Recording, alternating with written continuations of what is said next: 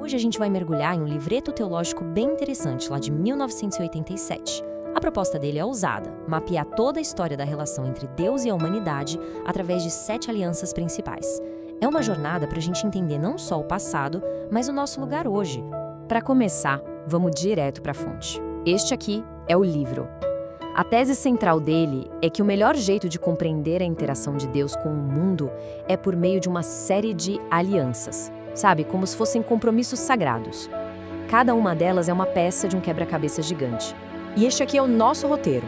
A gente vai começar pela base, pelos conceitos, depois explorar uma ideia bem provocadora, ver uns exemplos práticos e, por fim, decodificar essa estrutura das 7 alianças para entender qual é o propósito final de tudo isso. Então vamos lá, construindo essa ideia. Tudo começa com 2 pilares, 2 palavras-chave: comunhão e aliança. Entender direitinho o que o autor quer dizer com elas é a chave para abrir todas as outras portas que vêm pela frente. Bom, primeiro, o que é uma aliança nesse contexto? Esquece a ideia de um contrato frio, com cláusulas e letras miúdas. Pensa em algo muito mais profundo.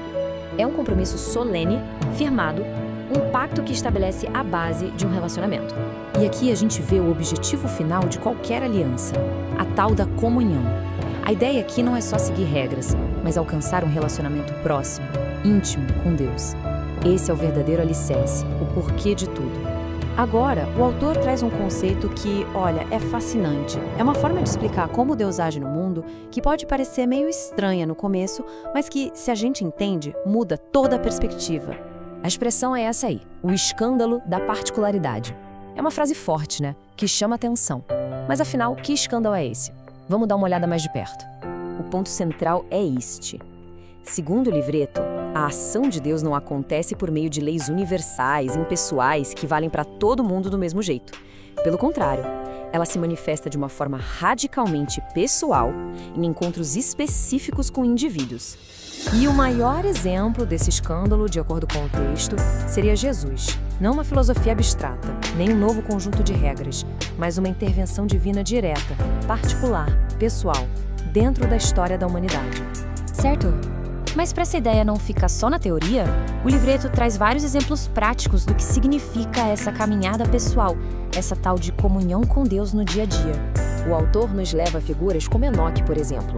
O relacionamento dele com Deus era tão próximo, tão constante, que a Bíblia descreve isso de um jeito muito simples, mas ao mesmo tempo de uma profundidade enorme. Pensa bem nessa frase. Andou com Deus. Não é obedeceu a Deus ou fez sacrifícios a Deus. Andou. Isso passa uma ideia de companhia, de rotina, de caminhar lado a lado, sabe? Daí o texto passa para Noé. Outro caso em que esse relacionamento pessoal, segundo a narrativa, teve consequências que mudaram o rumo do mundo inteiro. A comunhão dele teve um impacto global. Ou seja, a história de Noé é apresentada como uma prova de como a comunhão de uma única pessoa pode virar a âncora para toda a humanidade, permitindo que a história continuasse, que houvesse um recomeço. E é aqui que a gente chega no coração do livreto.